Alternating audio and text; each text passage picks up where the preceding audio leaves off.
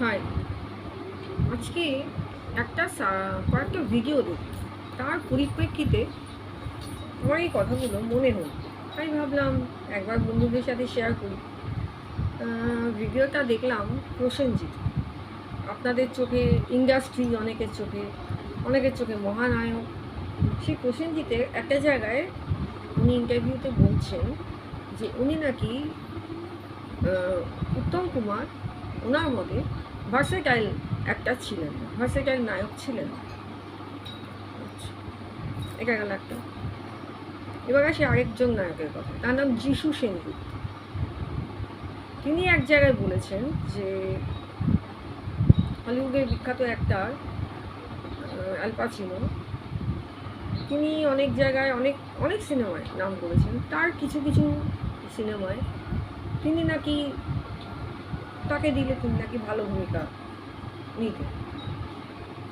এছাড়াও তিনি আরেক জায়গায় একটা জায়গায় বক্তব্য রেখেছেন অ্যাল পাচিনোর সম্বন্ধে, যে বলেছেন এই ব্যাপারটা আমি শিওর না, এটা আমার একজনের কাছ থেকে শোনা। কিন্তু এছাড়াও যিশুর বক্তব্য মানে অনুযায়ী বলিউডের মানে তার ফ্যানেদের বেশি, যিশুর থেকে বেশি তার ফ্যানেদের বক্তব্য অনুযায়ী তিনি বলিউডকে মানে ধরে আছেন যাতে। এটা একটা গেল। আচ্ছা, হয়তো এনারও মতে উত্তম কুমার খুব একটা ভার্সেটাইল একটা ছিলেন না, হতেই পারে। আরেক জায়গায় দেখলাম, কিছু বলার নেই। আচ্ছা, আরেক জায়গায় দেখলাম যিশু সেনগুপ্ত আর সৌরভ দাস প্রোডাকশন হাউস খুলেছে। হতেই পারে, টাকা আছে, খুলেছে। আচ্ছা, এখানে আমাকে একটা ব্যাপার না খুব টন্ট করে, জানেন? এই যে প্রোডাকশন হাউস খুলেছে আর উত্তম কুমার ভার্সেটাইল অ্যাক্টর না, এই যে প্রসেনজিতের এই কথাটা, আমি একটা জিনিসই ভাবি। প্রথম কথা, যিশু সেনগুপ্ত আর সৌরভ দাস পুরো বিশাল হিট সিনেমা তাদের মনে পড়ছে কি আপনার? আমার মনে পড়ছে প্রসেনজিতের কিছু হিট সিনেমা আছে, কিন্তু এবার 80-র দশক আর 90-র দশকটা, বিশেষ করে 90-র দশকটা ভাবুন তো। 40 বছরের নায়ক কাঁধে ব্যাগ নিয়ে কলেজ যাচ্ছে, দৌড়াতে দৌড়াতে এসে মাকে বলছে, মা আমি চুরি করিনি। আবেগপ্রবণভাবে তার স্ত্রীকে এসে বলছে হানিমুনে টিকিট কেটেছি, মাকে বলো গুছিয়ে নিতে, হানিমুনে মাকে নিয়ে যাবে, মানে ইচ্ছাকৃত একটা গোলমাল লাগানোর ধান্দা। আচ্ছা, তারপরে সে মহান পুত্র হয়ে দেখাবে। এই ধরনের সিনেমাগুলো মানে 90 দশকের বাংলায় আমরা উপহার পেয়েছি। এই চলন্ত ইন্ডাস্ট্রি, চলমান ইন্ডাস্ট্রি মহানায়ক প্রসেনজিতের থেকে। হতে পারে তিনি আজকে পদ্মশ্রী পেয়েছেন। এখন প্রসেনজিতের ফ্যানেদের বক্তব্য, উত্তম কুমার তো পদ্মশ্রী পায়নি। প্রসেনজিৎ তার ইন্টারভিউতে বলছেন যে উত্তম কুমারের অভিনয়ে ভার্সেটাইলিটি ছিল না। বাবা, পদ্মশ্রীর উপরে ডিপেন্ড করে যে কে ভালো নায়ক, কে খারাপ নায়ক। উত্তম কুমার পদ্মশ্রী পায়নি তো খারাপ, এটা আমি জানতাম না। মানে এরা সব সমালোচক উত্তম কুমার। স্বামী কেন আসামি জাতীয় সিনেমার নায়ক হয়। আর যিশু সেনগুপ্ত মানে মেন নায়ক করা পেয়েছে বাংলায়, তার ঠিক নেই। ও তার ফ্যানেদের কথা হিন্দি ইন্ডাস্ট্রি চালাচ্ছে, মানে তাকে তো কিছু বলারই নেই। সে আবার প্রোডাকশন হাউসও খুলেছে আবার আরেক মহানায়ক সৌরভ দাসের সাথে। সে অবশ্য নিজেকে মহানায়ক বলেনি, বলা যায় না, কোন দিন তিনিও চলে যাবেন। আমার এই একটা ব্যাপারে আরও আশ্চর্য লাগে যে দুদিনের হিরোরা প্রোডাকশন হাউসে, মানে এটা আমার মানে পাপি মনের প্রশ্ন যে এত টাকা কোথা থেকে পায় প্রোডাকশন হাউসে। এর আগে দেবকে শুনেছিলাম প্রোডাকশন হাউস খুলেছে, দীপক অধিকারী। যেমন দীপক অধিকারী অনেক দিনের অনেক হিরো পার্ট করেছে, চলো মেনে নিলাম তিনি একটা করে টাকা জমিয়ে প্রোডাকশন হাউস খুলেছে। কিন্তু সৌরভ দাস, যিশু সেনগুপ্ত ভেরি ফিশি ক্যারেক্টার ওটা। আর প্রসেনজিৎ তিনি হচ্ছেন যে মহানায়ক, উত্তম কুমারের ভার্সেটাইলিটি নেই তিনি বলে দিয়েছেন। তো এবার ফ্যানেরা তাই বলবে। এর আগে অবশ্য লিলি চক্রবর্তী নেমে পড়ে বলেছিলেন সুচিত্রা সেনকে তার ভালো লাগে না, তারও ভার্সেটাইলিটি নেই, এমন কিছু নাই কারণ। আচ্ছা, এত বছর পরে আপনাদের উত্তম সুচিত্রাকে খারাপ বলে নিজেদেরকে ভালো প্রমাণ করার চেষ্টা কেন করতে হচ্ছে? আপনাদের কেউ বলছে না? পদ্মশ্রী পেয়েছেন, সম্মানের ব্যাপার। বাঙালির কাছে গর্বের ব্যাপার, কিন্তু সেই সম্মানটাকে নষ্ট করবেন না, আপনি নষ্টই করছেন। এই ধরনের কথা বলা, আপনি এমন একজনকে মহিবুবুকে মানে সাথে নিজেকে তুলনা করার চেষ্টা করছেন, আপনি নষ্টই করছেন। আরেক জায়গায় মেবি, আমি অবশ্যই প্রোগ্রামটা দেখি না, একজনের মাধ্যমে শুনলাম, পিয়া সরকার, ওই বনি সেনগুপ্তর মা মেবি, তিনি একটা কি হয় না, মহিলাদের প্রোগ্রাম, হ্যাঁ দিদি নাম্বার ওয়ান, ওখানে এসে নাকি বলেছিলেন তিনি হচ্ছেন গিয়ে একজন বলিউডের বিখ্যাত একটা সুখেন দাসের কন্যা। এটাও শোনা, আমি জানি না, এটা একজনের মাধ্যমে শোনা, তার মাধ্যমে শুনেছি পিয়া সেনগুপ্ত নাকি দিদি নাম্বার ওয়ানে এসে বলেছে সুখেন দাস নাকি মানে উত্তম কুমারের থেকে ভালো একটা, সবার উত্তম কুমার, সেই উত্তম কুমার। আচ্ছা, সুখেন দাস খারাপ একটা ছিলেন না, কিন্তু তার মেয়ে তাকে ভালো অপমান করে দিল, মানে খারাপ একটা প্রমাণ করে দিল। উত্তম কুমার সে তুলনা করছে, ও উত্তম কুমার, কিছু বলার আছে? না বলবেনও না।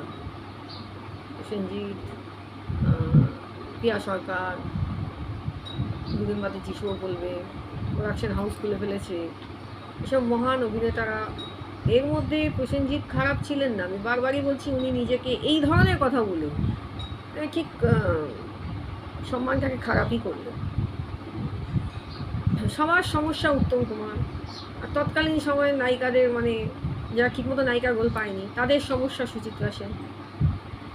আচ্ছা, যতই যাই করুন, ওই দুজনকে টক্কর দেওয়ার মতো লোক এখনো আসেনি বাংলায়। আমি একটা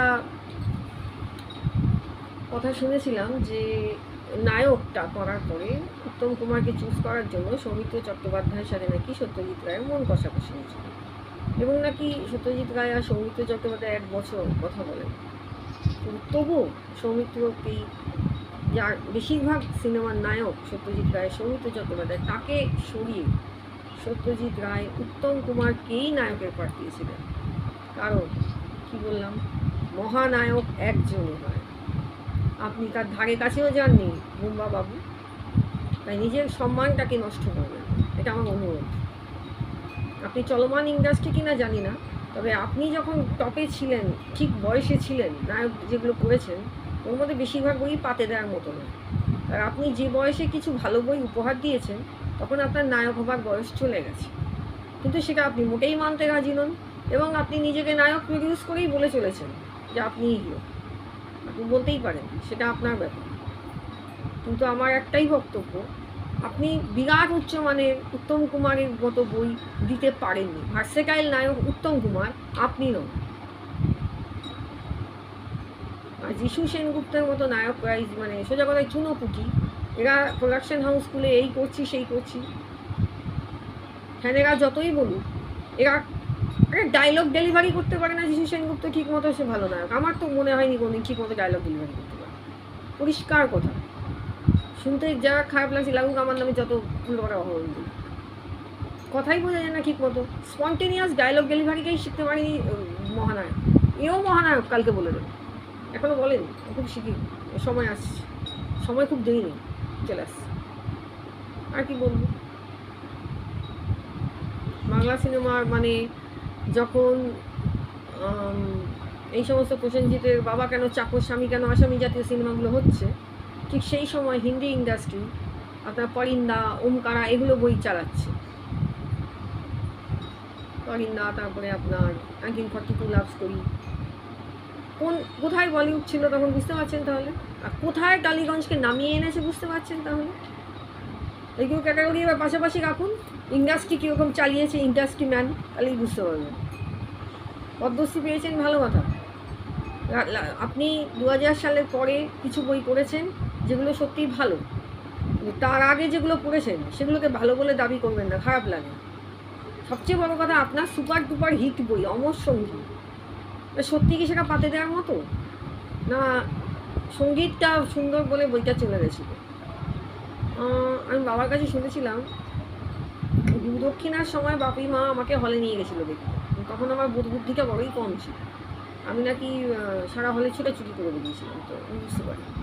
পরবর্তীকালে গুরুদক্ষিণা দেখেছি এবং বাবার কাছে শুনেছি সেই সময় একই সাথে অমর সঙ্গী হিট দিচ্ছিল।